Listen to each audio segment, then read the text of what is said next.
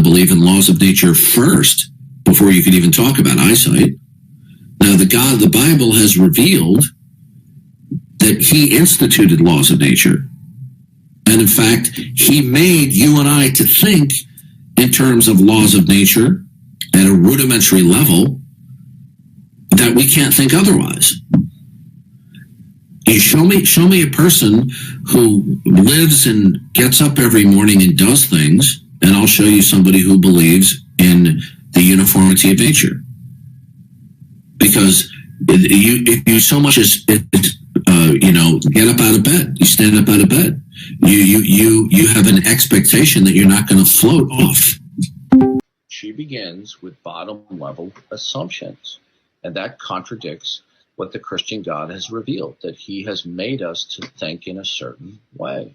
He has given us revelation and natural revelation, innate revelation, and special revelation. He constructed our mind.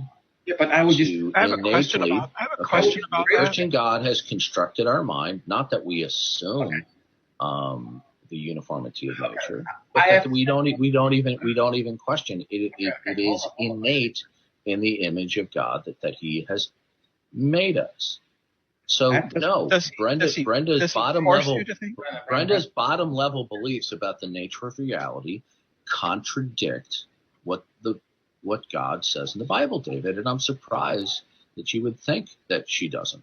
Mike Biller's $5 super chat says, Didi, how can you say there are irregularities in reality when God can just do a miracle and change literally anything your worldview is pure chaos? So did you already answer that earlier, kind of in another? Yeah, question? I already answered that. Okay, well, first of all, the reason why we know the uniformity of nature is because the God of the Bible makes us to think that way. We couldn't think otherwise as human beings.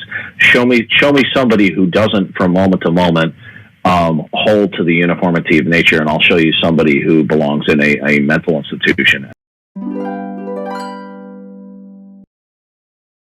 Okay, so you just heard that, and there were 2 or 3 cases where he was talking about this uniformity of nature, and notice that he said that we don't question it. He didn't say, I don't question it. He said, we don't question it. So in other words, what he's saying is collectively, and I think he even used the word human beings, we don't question this uniformity of nature. Okay, he said that we have this inherently and that we cannot think otherwise. Okay, so if we cannot think otherwise, if that is true, then we should not find any cases where Darth, let's point at Darth, because he's the one that said it. We shouldn't find any cases where Darth is actually questioning it, because he said we can't think that way. So let's take a look at the following clip, and let's see what Darth says in this clip. Okay, I want to ask you a question, okay?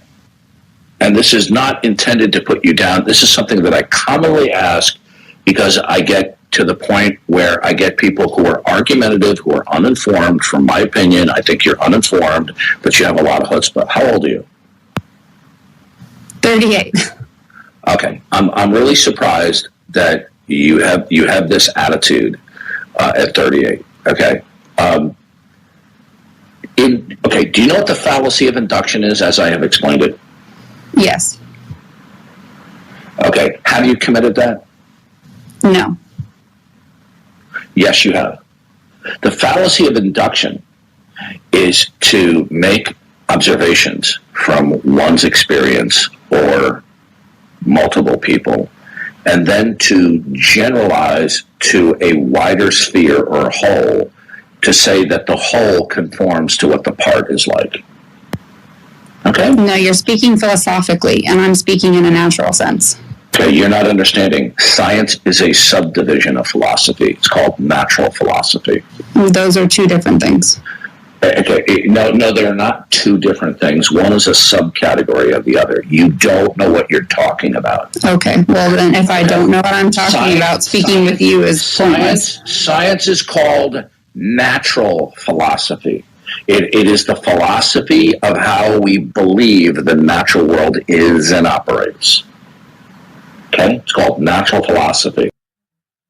Are there places here on Earth where human beings do not have sensory experience of, where gravity is real?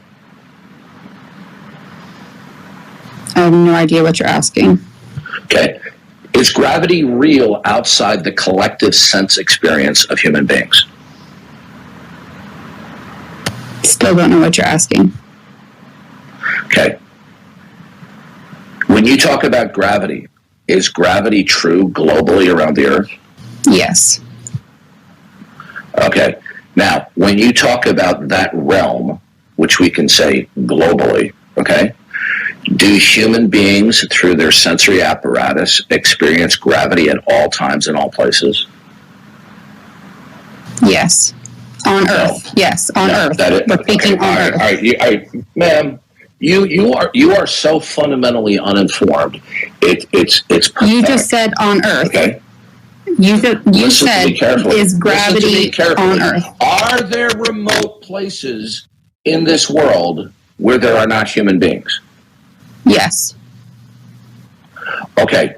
Is gravity there regularly? Like out in space, you mean? No, ma'am, on this planet, are there remote places that human beings are not currently there? Yes. Okay. Is gravity real there? Yes. How do you know that? Because I know that gravity exists elsewhere, thus it exists. That's begging, that's begging the question. The fact that gravity is in some places, it's not logically necessitates that it's in all places. You are operating under what is called the induction, okay? That because you and I and other people have not experienced an instance of where gravity was not consistent, from that you mentally extrapolate to the global or universal statement. Okay, so the very same thing that he said in the first clip, that we couldn't think about otherwise, and that people who question it would belong in a mental institution, is the very same thing that he, in the second clip, attacked her for and questioned her about. So what did he say about those people that would question that? Remember where he said they belong? Okay, thank you for watching.